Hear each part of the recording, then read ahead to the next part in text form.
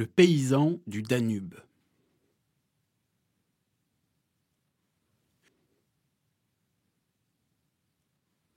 Il ne faut point juger des gens sur l'apparence. Le conseil en est bon, mais il n'est pas nouveau. Jadis, l'erreur du souriceau me servit à prouver le discours que j'avance.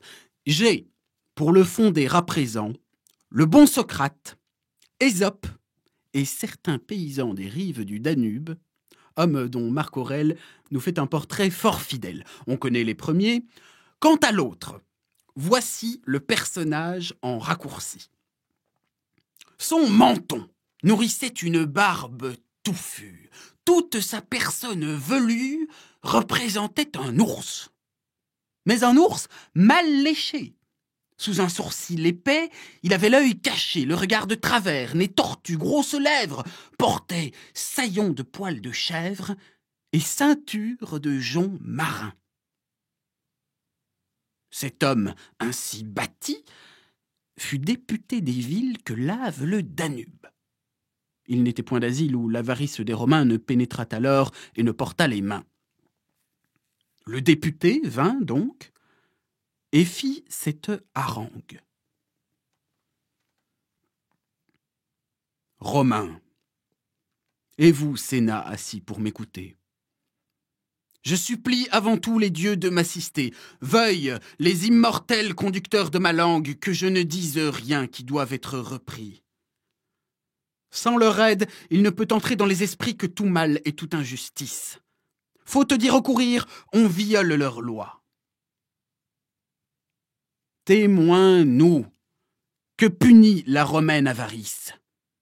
Rome est par nos forfaits, plus que par ses exploits, l'instrument de notre supplice. Craignez, Romains, craignez que le ciel, quelques jours, ne transporte chez vous les pleurs et la misère, et mettant en nos mains par un juste retour les armes dont se sert sa vengeance sévère, il ne vous fasse, en sa colère, nos esclaves à votre tour.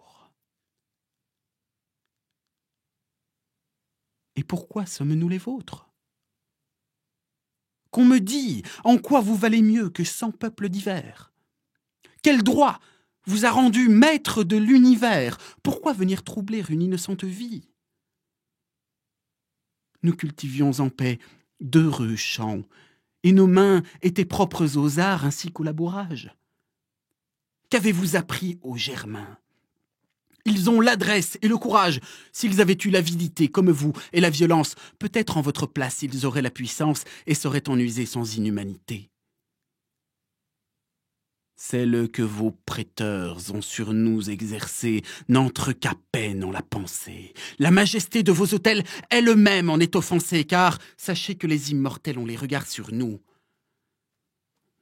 Grâce à vos exemples, ils n'ont devant les yeux que des objets d'horreur, de mépris d'eux et de leurs temples, d'avarice qui va jusque à la fureur. Rien ne suffit aux gens qui nous viennent de Rome. La terre et le travail de l'homme font pour les assouvir des efforts superflus. Retirez-les! On ne veut plus cultiver pour eux les campagnes. Nous quittons les cités, nous fuyons aux montagnes, nous laissons nos chères compagnes, nous ne conversons plus qu'avec des ours affreux, découragés de mettre au jour des malheureux et de peupler pour Rome un pays qu'elle opprime. Quant à nos enfants déjà nés, nous souhaitons de voir leur jour bientôt borné. Vos prêteurs au malheur nous font joindre le crime. Retirez-les.